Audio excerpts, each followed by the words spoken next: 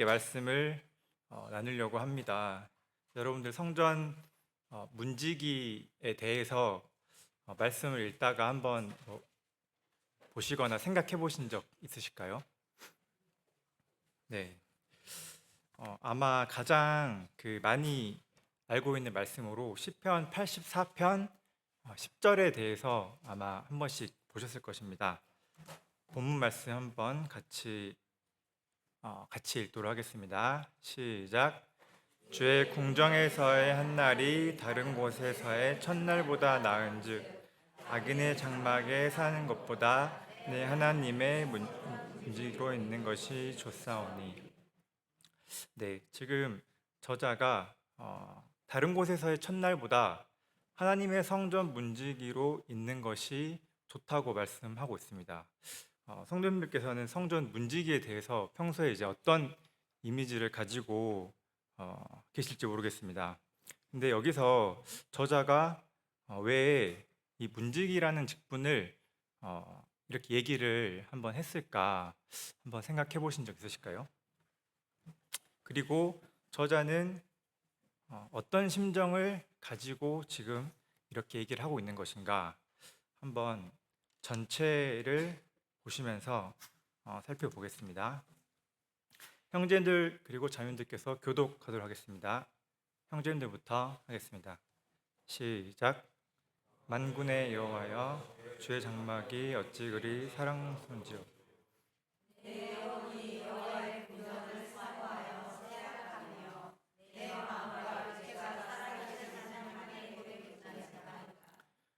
나의 왕, 나의 하나님, 만군의 여호와여, 주의 제단에서 참새도 제 집을 얻고 제비도 새끼둘 보금자리를 얻었나이다.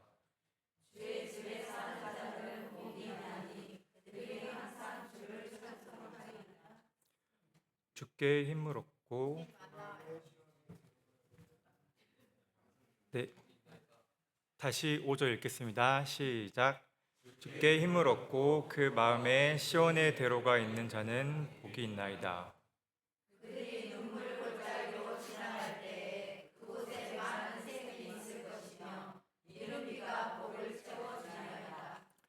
그들은 힘을 얻고 더 얻어 나아가 시온에서 하나님 앞에 각기 나타나리이다.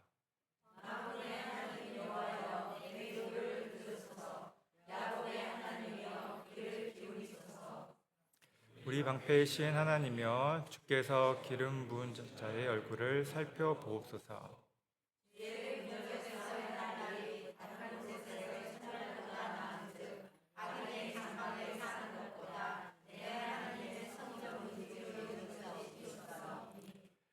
여호와 하나님은 해요 방패이시라.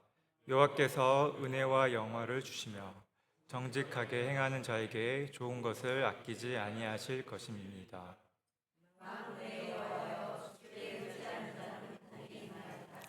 네, 전체를 한번 보시면서 10절을 한번 보셨을 때 이 저자가 어떤 심정을 가지고 말씀을 이렇게 하고 있는지 보실 수 있을 것입니다. 이 하나님을 간절히 바라는 저자의 마음이 자세히 보시면 하나님의 집을 사모하는 것으로 나옵니다. 그래서 1절에 주의 장막, 2절에 여호와의 궁정을 사모한다. 그리고 3절에는 참새도 집이 있고 제비도 집이 있는데 나는 지금 여호와의 궁정을 바라고 있다. 이렇게 말씀하고 있습니다. 그냥 하도록 하겠습니다. 4절에는 주의 집이 나옵니다. 그리고 또 10절에도 주의 궁정이 나오고 있습니다. 왜 저자는 하나님을 간절히 바라고 하나님의 임재를 바라는 이 마음을 주님의 이 장막과 여호와의 궁정으로 얘기를 했을까요? 일단 이 시편 84편이 누가 쓴 시라고 나와 있죠? 네, 고라 자손의 시입니다. 바로 이 고라 자손이 하나님의 성전에서 문지기의 역할을 했던 것입니다. 그리고 지금 이 상황은 남유다가 주전 586년경에 바벨론에게 멸망하고 이스라엘 백성들이 그토록 믿었던 하나님의 성전이 무너지고 불타고, 그리고 왕족과 귀족과 유력한 자들이 모두 다 포로로 끌려갔던 어, 시기인 것을 이때의 배경으로 보고 있습니다. 그래서 저자인 이 고라 자손도 성전이 없으니까 지킬 문이 있나요? 네, 없습니다. 그 일을 잃어버린 것입니다. 그래서 단순한 이 실직 상태를 넘어서 고라 자손이 대대손손하던 그 가업이 현재 끊긴 상황이라는 것입니다. 네. 그러면 이 문지기가 어떻게 세워지고 어떤 일들을 했는지 한번 살펴보도록 하겠습니다. 성전 문지기는 언제 세워졌을까요?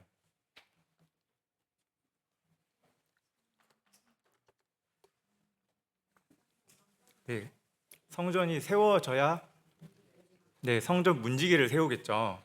그러면 성전은 언제 세워졌나요? 네, 솔로몬 때 세웠습니다. 그러면 솔로몬이 성전 문지기 직분을 세웠을까요? 네, 누가 세웠죠? 네, 다윗과 사무엘이 직접 세운 직분입니다. 다윗이 30살의 왕이 돼서 40년 동안 통치를 하고 70세에 사망하게 되는데요. 헤브론에서 남쪽 유다의 왕으로 7년, 그리고 예루살렘에서 전체 이스라엘의 왕으로 33년 통치하게 됩니다. 사실 다윗이 성전을 짓고자 했던 나이는 40살 이전입니다. 그런데 하나님께서 막으시죠. 그리고 아들인 솔로몬이 그 성전을 지을 것이라고 말씀하셨습니다.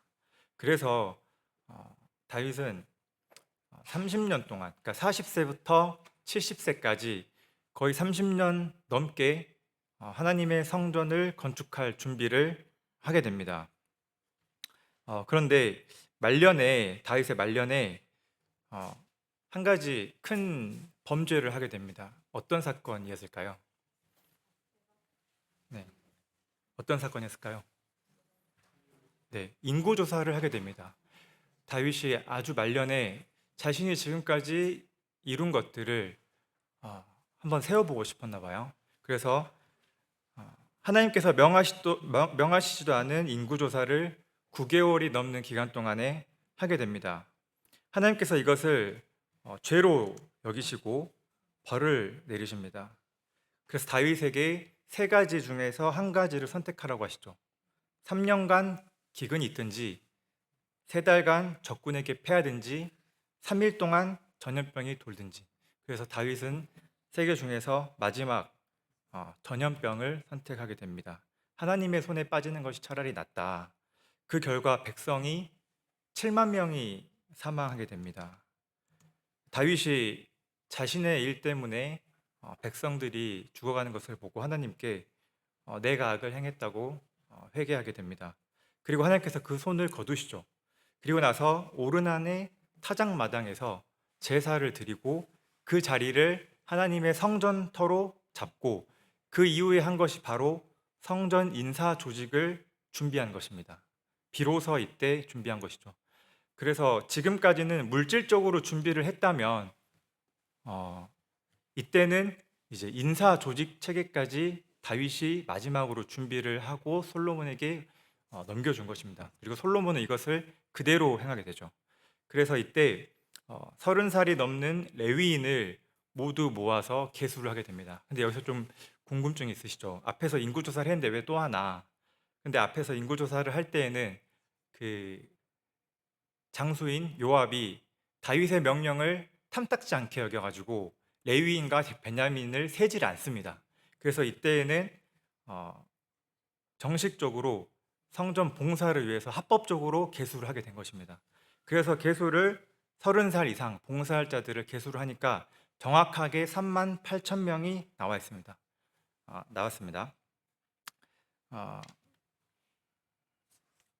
원래는 그 회막일 때도 그 문지기의 역할을 하던 사람들이 있었죠. 하지만 이때 문지기라는 그 명칭, 직분이 공식적으로 등장을 하게 됩니다. 그래서 기존의 회막에 있었을 때에는 레위의 세 아들을 기준으로 직무를 나눴어요. 첫째 아들인 게르손, 둘째 아들인 고핫, 셋째 아들인 므라리를 기준으로 회막과 이 성막에서 일하는 것들을 나누었다면, 예루살렘 성전에서는 직무를 중심으로 나누고요. 이 계열들도 서로 좀 섞이게 됩니다. 그래서 총 네 가지로 이렇게 구분을 하는데요. 첫 번째는 여호와의 전에서 봉사할 사람들을 3만 8천 명 중에서 2만 4천 명을 세웁니다. 그리고 관리와 재판관으로 6천 명을 세우고요. 문지기로 4천 명, 찬양대로 4천 명을 세웁니다. 여호와의 전 봉사는 이 고핫계 중심으로 둘째 아들 중심으로 하고요. 첫째 아들과 셋째 아들 계열이 보조를 맡고요. 그리고 관리 및 재판관은 전체 계열이 맡았습니다. 그리고 문지기는 이 고핫 계열인 그 고라 자손이 맡았습니다. 그리고 무라리계가 함께 했습니다. 찬양대는 세 그 아들들에서 찬양 대장들이 한 명씩 나와가지고 함께 섬겼습니다. 그런데 여기서 오른쪽을 보시면 문지기와 찬양대의 대장들이 있는데, 그 대장들 중에서 그 중에서도 총 대장을 고핫계의 고라 자손을 세우는 것을 볼 수가 있습니다. 이 문지기의 대장 가문이 된 것입니다. 고라 자손이. 그래서 여기서 조금 숫자를 잘 보셔야 되시는데요. 30살 이상 레위인 3만 8천 명 중에서 4천 명을 문지기로 배정을 했고요. 그 4천 명 중에서 예루살렘 성전에서 핵심 실무자로 세운 자가 212명 있었습니다. 그리고 그들 중에서 이름이 기록된 문지기 중에서 반장들이 93명이 있었습니다. 이게 다 이제 역대상에서 나오는 말씀들인데요. 이 93명 중에서 13명이 그 레위 둘째 아들인 고핫 계열의 고라 자손이 맡았습니다. 그리고 나머지 80명은 므라리 쪽에서 맡았습니다. 숫자로 보면은 므라리 쪽이 훨씬 많죠. 하지만 이 4명의 문지기 대장들 중에서 총 대장은 고라 자손인 무셀레아마가 맡았고요. 가장 중요한 정문이 동쪽에 있습니다. 이 동쪽 문을 맡았습니다. 그래서 이 그림을 이렇게 한번 보시면요, 이 아래쪽은 실제로 뭐 산에서 내려다본 게 아니라 잘 보시면 그 모형이에요. 그리고 위에 보시면 오른쪽이 동쪽입니다. 그래서 동문에서 6명이 근무를 하고, 서쪽에서 큰 길에서 4명, 뜰에서 2명, 그리고 남문과 북문에 4명, 그리고 곳간에서 4명, 이렇게 총 24명이 근무를 했습니다. 말씀이 이제 이렇게 있죠. 24절에 문지기가 동서남북 사방에 섰고, 그리고 레위인들이 전국 48개의 성읍에 흩어서 살았잖아요. 대부분은 지방에 있었을 것입니다. 그들이 또 올라와서 일을 했습니다. 그러면 왜 이렇게 문지기에 대해서 이렇게 알아봤느냐? 이 문지기가 우리가 생각하는 것처럼 단순하게 문만 지키는 역할을 했던 것이 아니었습니다. 첫 번째는 이 성전은 공간들이 구분이 되어 있었는데요. 잘 보시면 여인의 뜰이, 이방인의 뜰이 있고, 또 여인의 뜰이 있고, 이스라엘의 뜰이 있고, 그 안에 이제 제사장의 뜰이 있습니다. 이 구분된 공간은 단순하게 공간을 구분해 놓은 것이 아니라 들어갈 수 있는 사람들 구분해 놓은 것이죠. 그래서 이 구분된 공간이 정말로 구분될 수 있도록 이 문지기들이 그 역할을 한 것입니다. 그리고 두 번째는 이 부정한 상태에 있는 자들을 식별을 하고 출입을 막았습니다. 시체를 접촉한 자, 유출병에 있는 자, 나병에 걸린 자, 그리고 정결 예식을 하지 않은 자들, 이런 자들이 들어와서 하나님의 성전을, 이 거룩을 깨는 것을 막기 위해서 식별을 하고 이렇게 막았던 것입니다. 그리고 세 번째는 하나님의 성전 모든 방과 이 곳간을 지켰습니다. 물론 이제 그 안에 이 성소의 기구들이나 그릇이나 고운 가루나 포도주나 기름 같은 것들은 맡은 자들이 따로 있었습니다. 하지만 그것들이 들어있는 그 방의 밖의 문, 이 문을 지키는 역할을 했던 것입니다. 그리고 네 번째는 성전 주위에서 이 밤을 지새면서 아침마다 문을 여는 책임이 있었습니다. 이쯤 되면 이제 형제님들께서는 군대에서 이렇게 보초 쓰는 것들과 비슷하다는 생각이 아마 들 것 같습니다. 이 문지기들은 단순한 이런 성전 관리자가 아니었고요. 이 하나님의 임재가 거하는 곳에 이 거룩함과 질서를 최전선에서 수호하는 역할들을 했던 이런 영적인 사역이었던 것입니다. 그러면 이 문지기의 이 대대손손 문지기 역할을 했던 이 고라 자손은 어떤 사람들이었을까요? 어떤 자들을 이렇게 세워서 하나님께서 이 일들을 맡기셨을까요?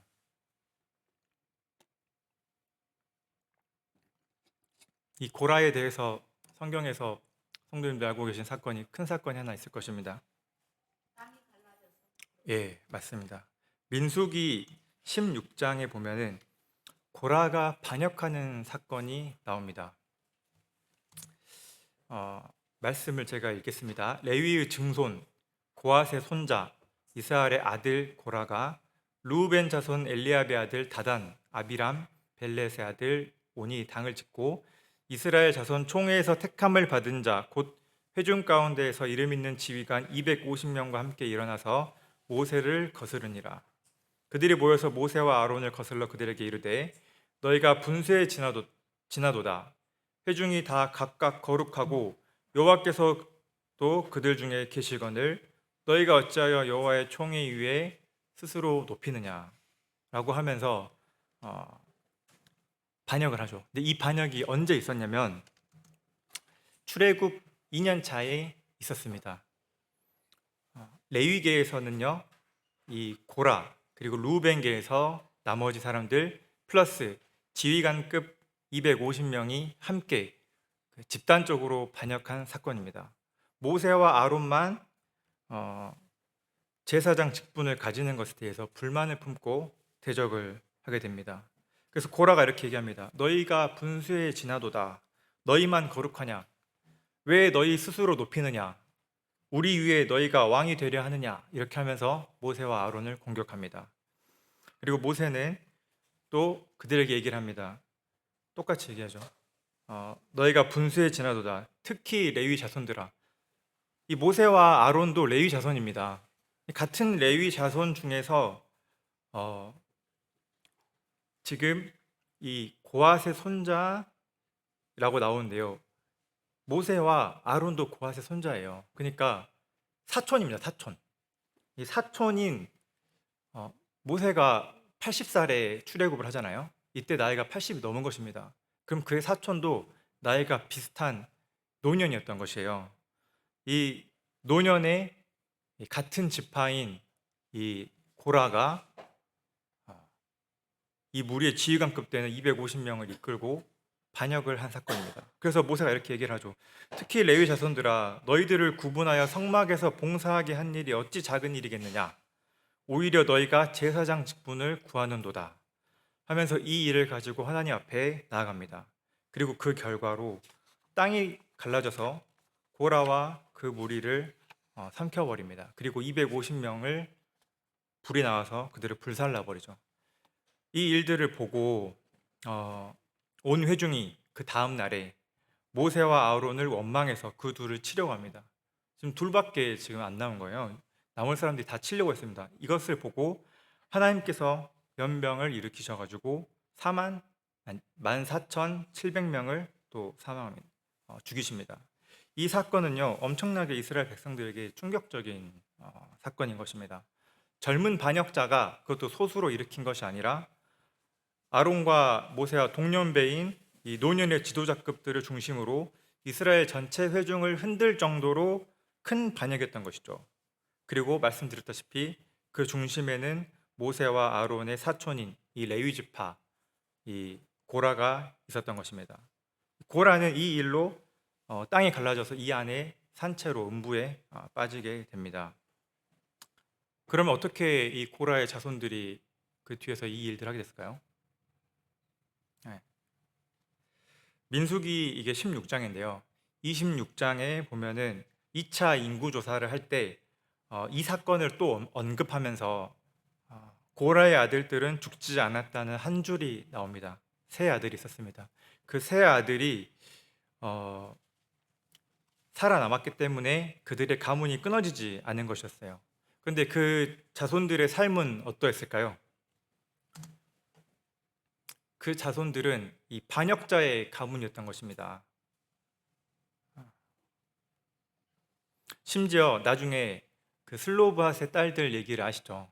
이 딸들이 어, 요단 동편에서 이제 가나안 땅으로 들어가기 전에 우리들에게도 유업을, 기업을 달라고 하면서 이렇게 얘기를 합니다. 우리 아버지가 광야에서 죽긴 했지만 여호와를 거슬러 모인 고라의 무리에 들지 아니하고 자기죄로 죽었고 아들이 없나이다. 자기죄로 죽었다는 것은 이제 광야 세대들의 일반적인 이 죽음들을 얘기를 합니다. 그런데 고라의 무리, 그러니까 우리 아버지는 이 역적이 아니라는 것입니다. 그러면서 우리 아버지가 역적이 아니기 때문에 우리에게 기업을 달라는 것이죠. 반대로 얘기하면 이 역적들은 기업을 받을 가치도 없는 자들이라는 것입니다. 근데 이 말을 한 게 그 사건이 있고 나서 거의 40년이 지난 후예요. 왜냐면은 아까는 출애굽 2년 차였죠. 근데 이때는 이제 40년의 광야 생활이 끝나고 들어가기 직전인 것입니다. 그러니까 40년이 지나서도 이 사람들이 이것을 잊지 않고 어, 기억할 정도로 큰 반역 사건이었다는 것입니다.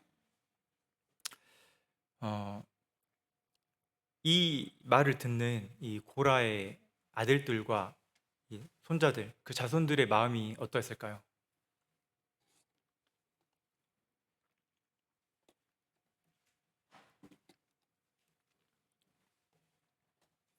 우리 집은 완전히 이 반역자의 집안이구나 이렇게 생각이 들었을 것입니다. 그리고 어, 그냥 정치적으로 사람에게 반역을 한 것이 아니고 그들은 하나님께 반역한 것이었습니다. 우리가 사람에게 반역을 해도요, 최소 3대를 멸하죠. 그런데 하나님께 반역한 자들은 어떻게 되겠습니까? 그 대가 그냥 끊겨도 누구도 뭐라 할 말이 없는 것입니다. 자기들도 항변하지 못할 것입니다. 그런데 하나님께서는 이들을 살려주셨어요. 그리고 그 사람들은 사람들에게, 이스라엘 백성들에게 또 비난과 수군거림을 받았을지 모르겠습니다. 음, 물론 그 후손들은 레위 지파로서 이 주어진 일들을 어찌됐든 간에 했을 것입니다. 하지만 그들은 살아가면서 자기들의 이 존재론적인 어떤 의문이나 회의감이 들었을 수도 있을 것입니다. 그리고 그들은 조용하게 잊혀진 듯 보였습니다. 출애굽 시대부터 다윗 때까지 시간이 얼마나 흐르게 되냐면요. 약 400년이 흐르게 됩니다. 이 400년의 이 시간 동안에 고라 자손은 성경에 거의 등장하지 않고 침묵됩니다. 그런 고라 자손이 갑자기 다윗 때에 들어서 다윗이 그토록 짓고 싶어 했던 하나님이 거하시는 이 성전의 직분을 정할 때에 문지기와 그리고 찬양대의 대장들로 갑자기 세움 받게 된 것입니다. 이것은 다윗이 임의로 한 것이 아니었어요. 하나님께서 그들을 직접 세우신 것입니다. 그들을 잊지 않으신 것이죠. 그들을 들어서 다시 사용하신 것입니다. 제사장 직분을 너만 갖냐고 반역했던 그들이 이제는 제사장 가장 가까운 곳에서 성전 문과 성전 안에 있는 모든 방문을 책임지는 자들이 되었습니다. 또 그들이 그 대장으로 세움받게 된 것입니다. 그리고 하나님이 세우신 질서에 정면 도전했던 자들이 이제는 하나님의 성전 질서를 가장 수호하는 자들이 된 것입니다. 누가 거룩하냐고 모세와 아론에게 따져 묻던 그들이 이제는 하나님의 임재가 있는 곳을 거룩하게 지키는 최전선의 수호자들이 된 것입니다. 하나님 앞에서 이 반역자라는 그 나 스스로에 대한 그 인식, 이런 자기 인식을 하나님께서 정반대로 바꿔버리신 것입니다. 그것이 고라 자손에게 내려진 하나님의 은혜였습니다. 이 고라 자손이 자기의 이 과거를 생각했었을 때 이 세워진 이 직분이 얼마나 감격스러웠을지 상상해 볼 수 있을 것입니다. 그런 마음을 생각하시면서 어, 이 시편 84편을 보시면 좀 더 이제 이해가 되실 것입니다. 그들이 그 다른 곳에서의 이 첫날을 보내는 것보다 하나님의 성전 문지기로 하루를 보내는 것이 더 낫다고 고백한 이유는 그들이 과거의 400년이 넘는 시간 동안에 자신들을 잊지 않고 은혜를 베풀어 주신 하나님을 생각했기 때문입니다. 그리고 그 하나님의 구원과 은혜를 알았기 때문에 그들이 다시금 하나님을 간절히 사모할 수 있었던 것입니다. 그렇지만 이 고라 자손이 사모했던 하나님의 임재는 그 단순히 이 무너진 성전을 회복하는 것에 그치는 것이 아니라 이 하나님과 함께 거하면서 그분의 임재 안에 머무는 삶, 그것에 대한 깊은 갈망이었습니다. 그리고 우리는 이것이 그 임재가 성전 그 자체로 오신 예수 그리스도를 통해서 성취되었음을 우리는 잘 알고 있습니다. 사실 우리도 본래 고라 자손처럼 하나님을 대적하고 반역했던 자들이었습니다. 그렇지만 하나님께서는 이 고라 자손에게 베풀어 주셨던 은혜보다 더 크게 우리에게 예수 그리스도를 통해서 허락하셨습니다. 우리 자신을 하나님이 임재하시는 그 성전으로 우리를 세우시고 또 우리를 제사장 삼으셔서 우리를 하나님을 예배하는 자로 삼으셨습니다. 그래서 우리는 그 예배가 끊어지지 않게 하기 위해서 이 하나님의 임재를 지키는 이 문지기의 역할을 충성스럽게 감당해야 됩니다. 하나님과 이 교제하기를 원한다고 하면서 그 마음의 문을 아무렇게나 열어두는 것은 말이 안 되는 것입니다. 그랬을 때 우리가 문지기로서 우리의 삶을 어떻게 지키고 예배하는 자의 삶을 우리가 계속 하나님 앞에서 가질 것인가에 대해서 살펴보겠습니다. 문지기의 하루에 대해서 비유적으로 한번 살펴보도록 하겠습니다. 문지기가 아침에 이렇게 일어납니다. 일어나서 가장 먼저 하는 일이 무엇일까요? 네, 맞아요. 문을 열러 갑니다. 아침에 문을 열고 저녁에 문을 닫습니다. 근데 이제 아침에 제사가 있고 저녁에 제사가 있습니다. 상번제라고 하죠. 그 문지기가 문을 여는 행위, 제사가 그 시간에 드려지려면 더 빨리 일어나야 되는 것입니다. 새벽에 일어나 가지고 문을 열고 또 밤에는 문을 닫는 것입니다. 제사의 시작과 끝을 알리는 역할을 한 것이죠. 우리의 삶은 어떻습니까? 우리가 예배자로서 말씀과 기도로 하루를 시작하고 끝마치는가? 우리가 그것이 문지기로서의 우리의 역할일 것입니다. 두 번째는 낮에도 밤에도 성전 문을 지키면서 거룩을 지켰습니다.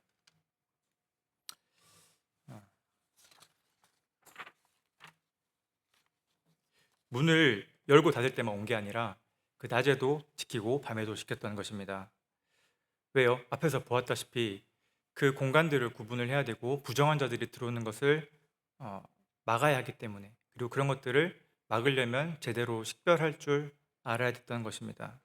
그래서 또 밤에도 성전 주변을 돌면서 또 순찰하고 외부 침입을 막았습니다.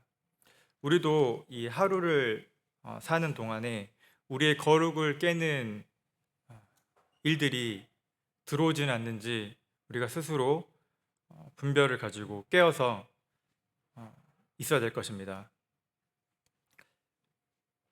말씀에 누구든지 하나님의 성전을 더럽히면 하나님이 그 사람을 멸하시리라. 하나님의 성전은 거룩하니 너희도 그러하니라. 이 말씀은 구약 성도들에게 준 것이 아니었죠. 이 말씀은 고린도 교회 성도들에게 준 것이었습니다. 그리고 그 바로 앞절에 보면은 너희는 너희가 하나님의 성전인 것과 하나님의 성령이 너희 안에 계시는 것을 알지 못하느냐. 하나님의 성전을 더럽히지 말아야 하는 이유는 하나님께서 거룩하시기 때문입니다. 그래서 우리도 그 거룩을 유지해야 한다는 것입니다. 포로기 때 그 에스겔이 성전 환상을 이제 보게 되죠. 10장에 보면은 우상이 환상 속입니다. 우상이 성전 안뜰과 제사장의 방으로 들어오게 됩니다. 그랬을 때 무슨 일이 일어나냐면 하나님의 영광의 성전을 떠납니다. 근데 어디로 떠나죠?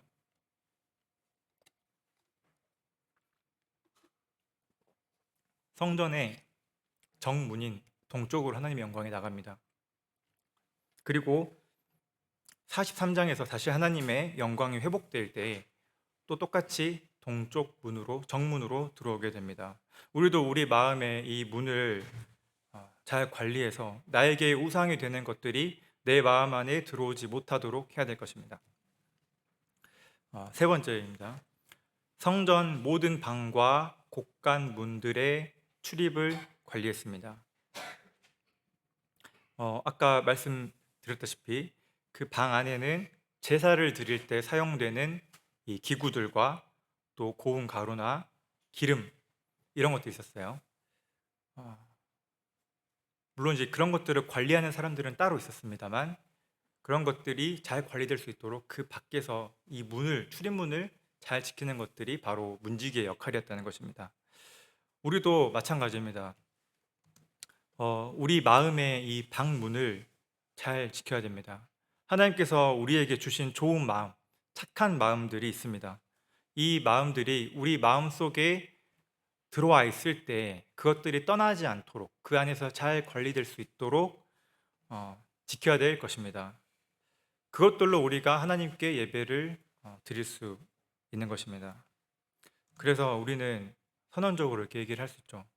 나는 하나님의 임재를 수호하는 문지기다.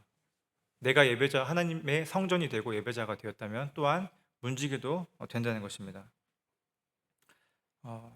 그 다음은 함께 지어져 가는 우리입니다. 여기 왼쪽에 보시면 이 그림이 어딘지 아시죠? 예루살렘의 이 통곡의 벽, 서쪽 이방인의 뜰에 있는 통곡의 벽입니다. 이들은 이 앞에서 지금도 하나님을 바라면서 있습니다. 하지만 하나님께서는 우리를 산 돌로서 하나님이 거하시는 성전으로 세운다고 하셨습니다. 사람에게는 버림받아 되었으나 하나님께는 택하심을 입은 보배로운 산 돌이신 예수께 나아가 너희도 산 돌같이 신령한 집으로 세워지고 예수 그리스도로 말미암아 하나님이 기쁘게 받으실 신령한 제사를 드릴 거룩한 제사장이 될지니라.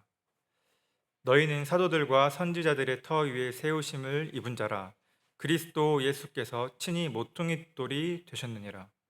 그의 안에서 건물마다 서로 연결하여 주 안에서 성전이 되어가고 너희도 성령 안에서 하나님이 거하실 초소가 되기 위하여 그리스도 예수 안에서 함께 지어져 가느니라.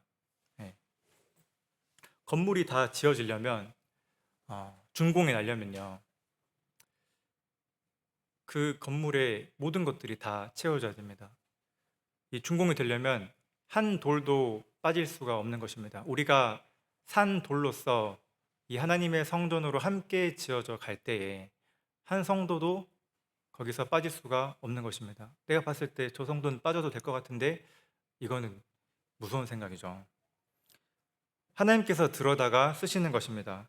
하나님께서 은혜로서 선택하신 것입니다. 예수 그리스도의 핏값을 주고 사신 것입니다. 우리는 모두 다 반역한 고라와 같은 존재였음을 생각을 한다면 고라의 자손들이 서로 비교할 것이 있겠습니까?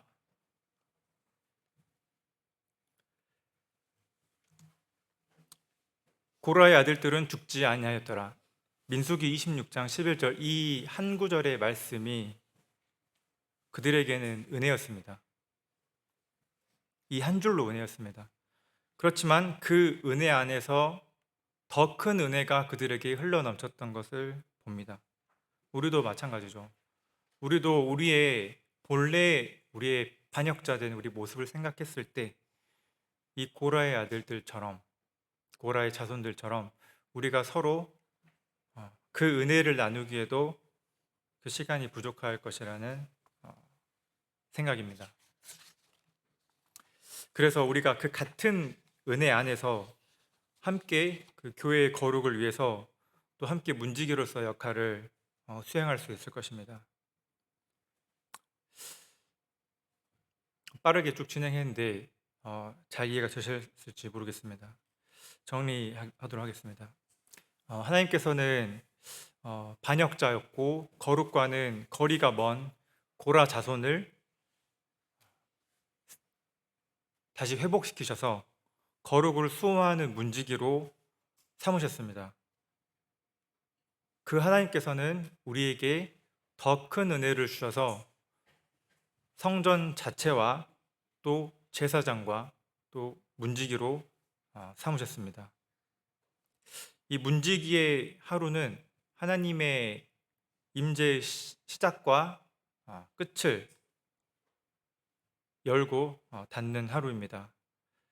우리도 우리 안에 있는 이 주님을 사모하는 마음, 시편 84편에 나와 있는 하나님을 사모하는 그 고라 자손들의 마음처럼 하나님을 바라고 사모하는, 그리고 항상 그 마음을 붙드는 성도님들이 되시기를 바랍니다. 다 함께 시편 84편 다 같이 읽고 마치도록 하겠습니다. 시작. 주의 궁정에서의 한날이 다른 곳에서의 첫날보다 나은즉 악인의 장막에 사는 것보다 내 하나님의 성전 문지기로 있는 것이 좋사오니 여호와 하나님은 해요 방패이시라. 여호와께서 은혜와 영화를 주시며 정직하게 행하는 자에게 좋은 것을 아끼지 않으실. 만군의 여호와여, 주께 의지한 자는 복이 있나이다.